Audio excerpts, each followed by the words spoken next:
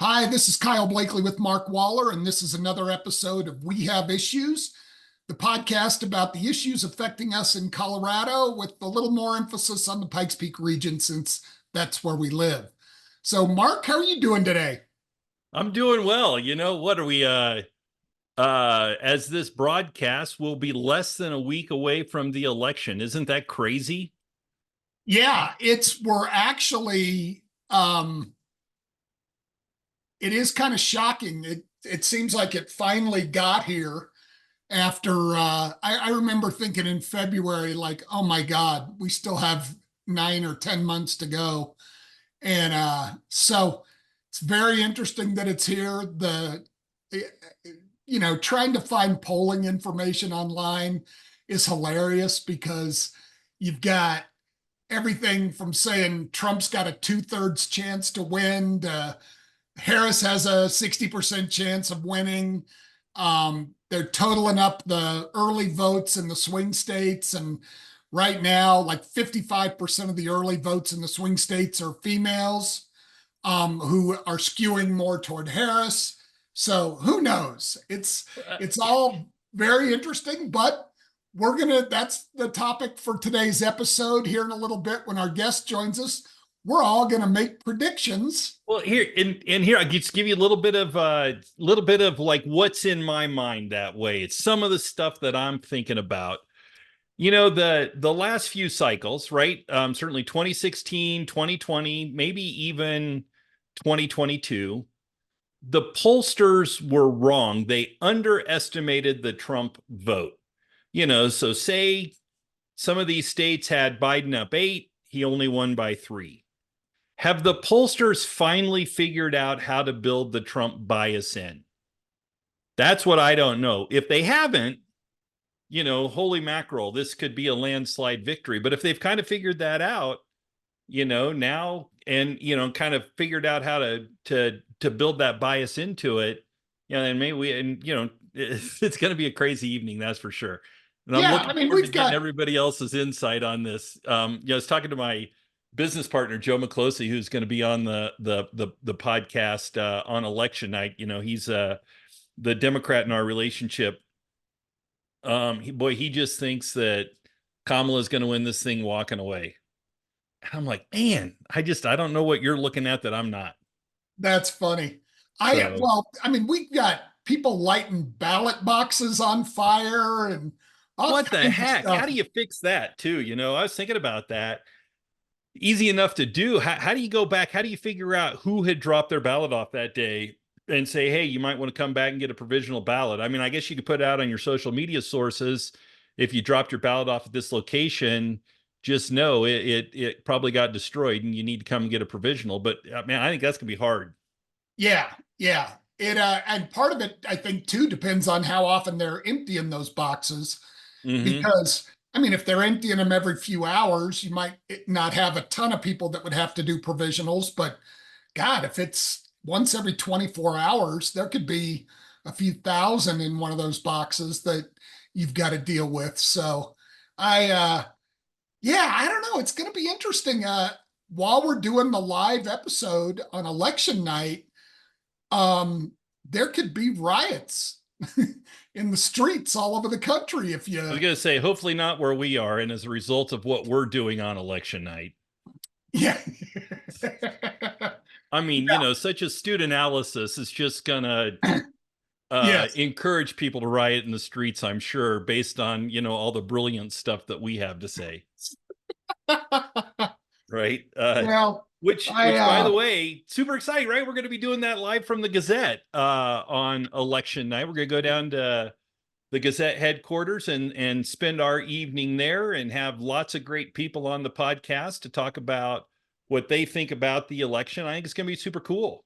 yeah, we've got a lot of great guests lined up. We're going to have some of the Gazette leadership and reporters join us.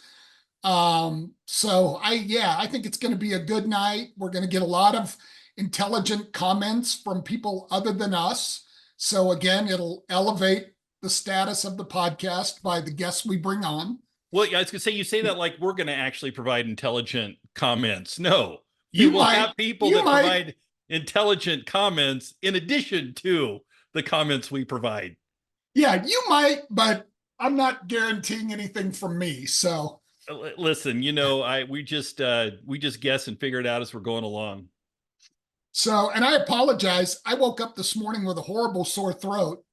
Uh-oh. So I have no idea if I'm getting sick or whatnot, but my voice was it's actually a little better than it was this morning. So who knows? But You better be ready to go election night.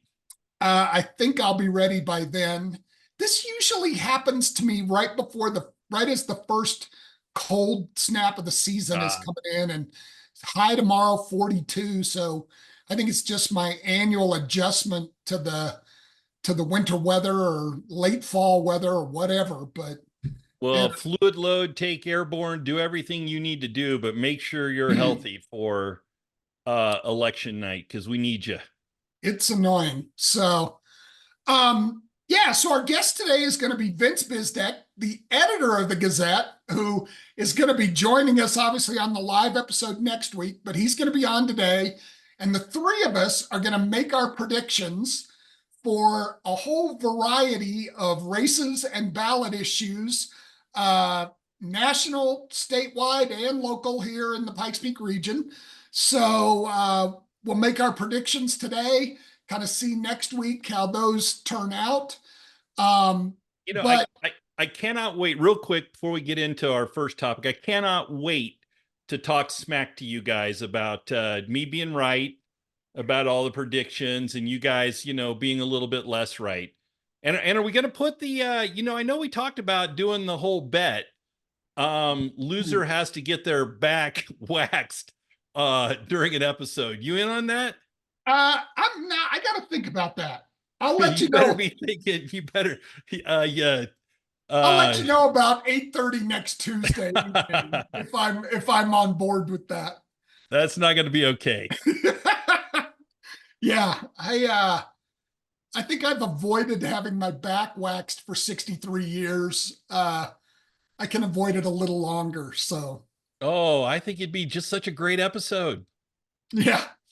So, let's talk about this issue with the DA's salary. A couple of weeks ago, you kind of broke the story on here about the DA going to the county commissioners here in El Paso County asking for a $50,000 raise. The news media picked it up the next day. And then since then, the county's kind of had a little bit of a response. Tell me. This is just crazy to me, Kyle. It's crazy. One, I reached out to some of my old colleagues in the county after we got their response, and I'm like, listen, what do you think about this? Like, man, what an ill-conceived and not well thought out response. But we kind of broke the story, said, hey, the DA is looking for a $50,000 raise, and here's how it's going to go down. Hasn't said anything about that raise publicly yet, and hadn't at the time. We got it sort of backhand knowledge from one of the commissioners. DA hadn't brought that up public anywhere, and so we broke it and said, hey, here's the problem. Number one, this is a $50,000 raise. Now, some people are arguing the guy deserves it. Okay, if he deserves it, then why wait till after the election to do the pay raise, right? Yeah. After the election, but before the start of his new term. And in Colorado, you can't give a pay raise to an elected official in their current term. You have to wait until their new term starts. And the idea behind that whole constitutional amendment is so voters can have that kind of information. Congress gives themselves pay raises, that kind of thing. So we want the voters to be able to know that pay raises are given, effectively really before the election, but that's not how the Constitution reads. It reads before the term starts. I actually called John Caldera at the Independence Institute and said, explain this to me. Tell me, am I missing something? Am I reading this provision of the Colorado Constitution incorrectly? No, absolutely not. It's about transparency. It's what John says. It's about transparency. It's about giving those voters that information before the election happens. And I've subsequently talked to a couple of legislators who are now interested in actually passing legislation, writing legislation to fix this issue, to fix Michael Allen's law and what he's caused here. But the issue is they're going to give this pay raise, but they're not talking about it out loud. They're going to give this pay raise after the election is over, but before the new term starts. So that kind of defines where we are. And that certainly violates the spirit of the Constitution, if nothing else. And so the county commission, and I use county commission loosely here, but the county commission put out a statement, a media release, saying that they had received questions and misrepresentations from the district attorney's critical needs presentation. And then they kind of put out then their excuse below. First paragraph right out the chute, got some pretty serious issues with here. You want to guess what a couple of them are, Kyle? Actually, I can't. I don't know that I would have a clue, but Well, here, number one. What is it? Did we misrepresent anything on the podcast? No. Was he asking for a $50,000 raise? That was confirmed by the Gazette, right? Yes. We said that. That raise is going to be voted on and mentioned in public for the first time in December after the election. Correct? Correct. What did we say different than that? Not a thing. Not a damn thing. No misrepresentation at all. Now, here's the other one that sort of gets me. Questions and misrepresentations from the district attorney's critical needs presentation. This is the presentation that the district attorney provided to the county commission on the budget the district attorney's office needs. Did we talk about that at all on this podcast? Nope. No, not at all. We talked about one thing only, a pay raise for the elected district attorney, not pay raises related to the deputy district attorneys, the unelected people who work in the district attorney's office. That's not what we were talking about at all, right? We were talking about the pay raise for the district attorney himself. Guess what? That pay raise wasn't even effing mentioned in the DA's critical needs presentation to the Board of County Commissioners. So don't you like how the commissioners there are subtly trying to put us off of the scent and the track to say, nope, we're not talking about a pay raise for the district attorney. We are talking about the district attorney's critical needs presentation. Absolutely ludicrous to suggest that. And then they go on further in the news release and blame it on their finance staff for doing it this way. I don't know. Who's the head of the county? The finance department or the 5 county commissioners? Who's ultimately responsible to the people? The finance department? Is that who we elect to office? Or do we elect 5 commissioners to office? So they just threw them right under the bus. Threw them under the bus. Yet they're the ones, the district or the county commissioners are the ones that are going to give this $50,000 pay raise to their friend Michael Allen, the district attorney. Now you think, hey, Mark, why don't you be a great reporter and podcaster and reach out to perhaps the county commission and find out why they did what they did, right? Great idea. So I actually reached out to 3 of the county commissioners. And I want to talk about all 3 of them here. 3 county commissioners that I reached out to. Reached out to Longinos Gonzalez, reached out to Cami Bremer, and I reached out to Stan VanderWerf. Not one of them, not one said they knew anything about this press release at all.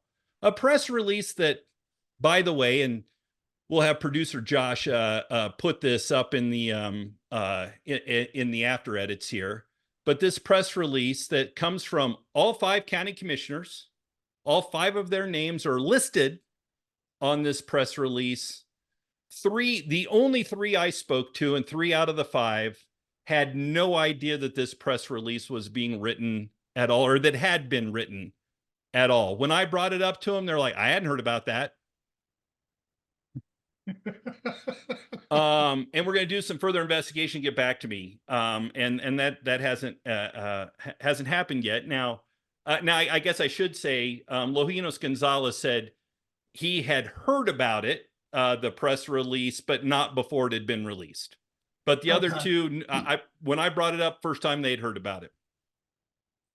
So I know VanderWerf is coming up to an election here, right? I mean, it's a very tough election, nip and tuck, and this thing's going to come down to a few votes. And I call him up, I'm like, hey man, what do you think about this pay raise? Is this something you want to talk about? Because I don't want you to get caught up in the friendly fire here. I don't want this impacting your election if this is something you're not supportive of.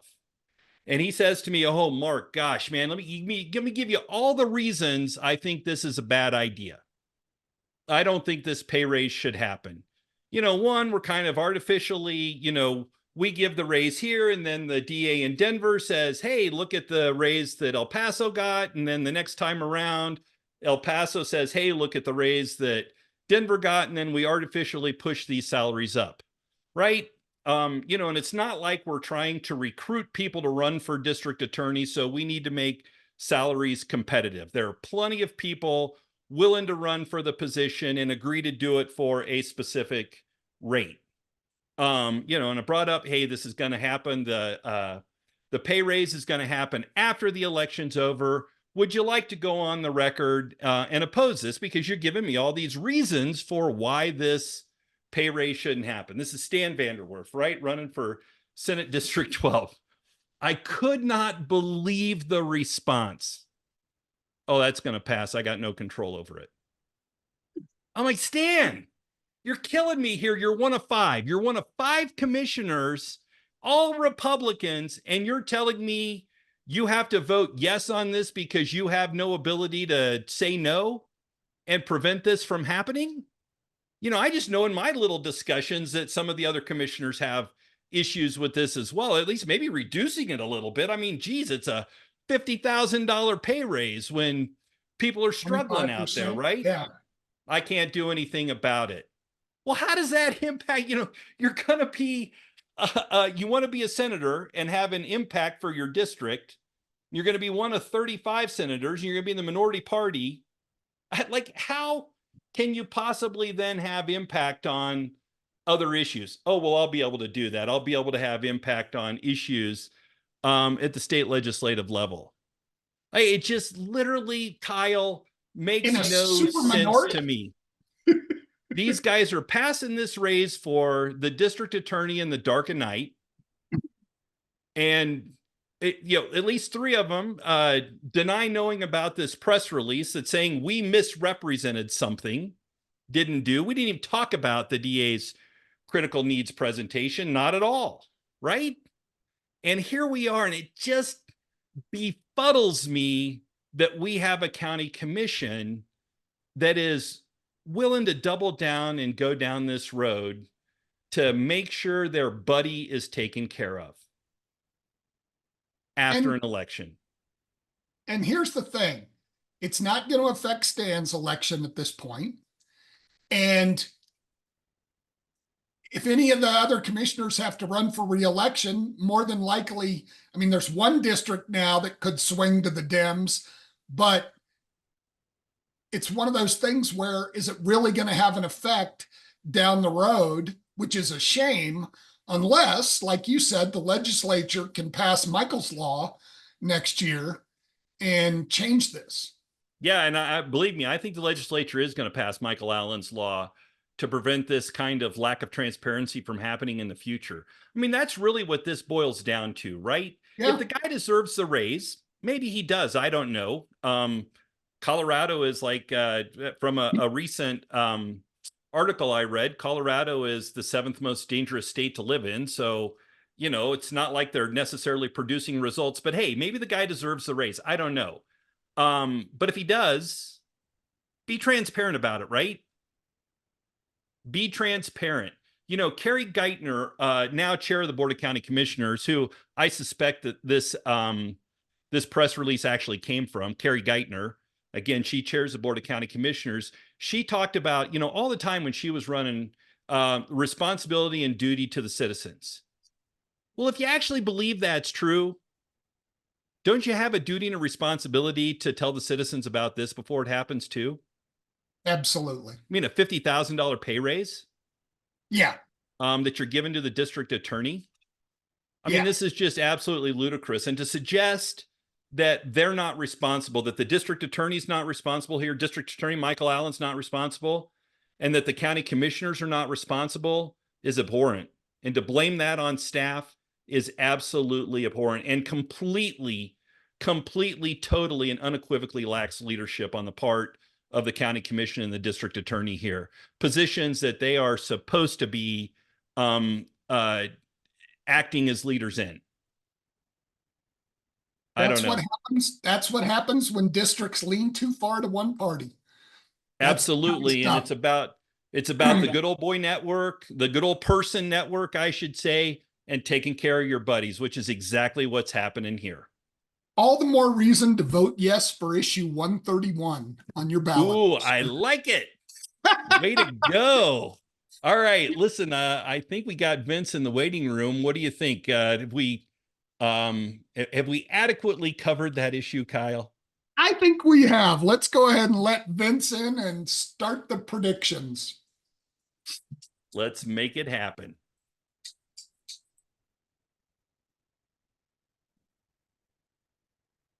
Uh-oh. What?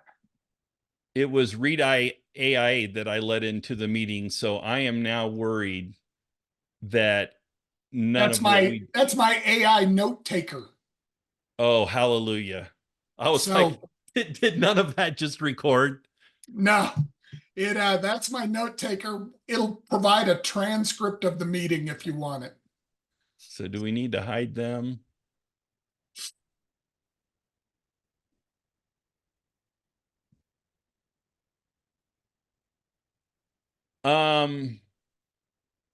Is he coming? Okay, no, that was Read AI that we were letting in the room, not Vince. So we'll have to wait for him to come up here. Okay. So what else is going on? I got to just tell you that, that issue has bothered me. It has just bothered me. This district attorney has shown time and time again. I mean, we had Sam Peck on the podcast a while back to talk about her case, and the DA's only statement on that, absolute travesty of justice, where they weaponized the criminal justice system for political gain there. His only statement was the criminal justice system worked. No, I don't think it did work. It didn't work at all because, you put this poor lady through hell for 1.5 years of her life. I mean, they sent the cops out to arrest her at midnight, all because she reported what she thought was a drunk driver, right? Yeah. So you have that. You have them going after Pete Lee, which the case ends up getting dismissed. Obviously, this is personal to me. They went after me, tried to have me charged with a crime when I was running against Michael Allen. This is just consistent with who this guy has been. Yeah. And it's just wrong to have a person in that kind of a leadership position that consistently thumbs his nose at his responsibility, his constitutional obligation to represent the people.